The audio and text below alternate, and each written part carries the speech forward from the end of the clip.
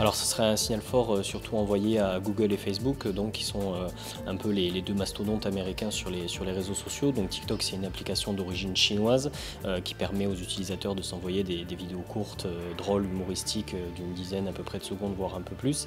Et donc Microsoft, il enverrait un signal fort à ces deux autres entreprises, notamment sur le terrain de la publicité en ligne. Donc TikTok, c'est une application qui compte 1 milliard d'utilisateurs dans le monde, entre 65 et 80 millions d'utilisateurs aux États-Unis, là où elle génère près de 500 millions de dollars de revenus selon quelques analystes américains.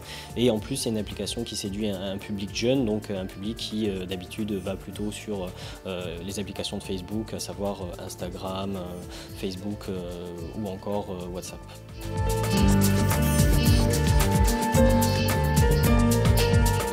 Le rachat éventuel de TikTok ne serait pas la première incursion de Microsoft dans l'univers des réseaux sociaux.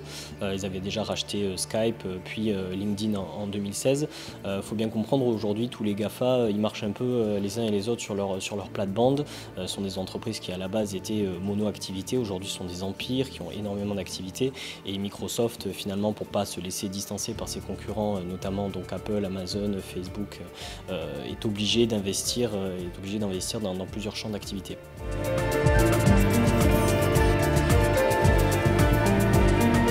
La plus grande question, ça va être la réaction de Pékin, puisque l'administration chinoise a réagi en début de semaine en expliquant que finalement la décision de Trump de bannir TikTok des États-Unis, sauf rachat par un groupe américain, était une provocation.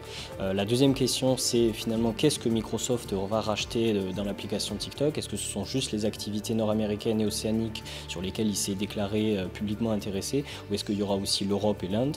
Et enfin, la troisième question, c'est l'intégration de l'application TikTok à l'écosystème de Microsoft, qui est une entreprise qui est plutôt basée sur le logiciel et le monde professionnel, alors que là on est face à une application qui est tout de même très grand public.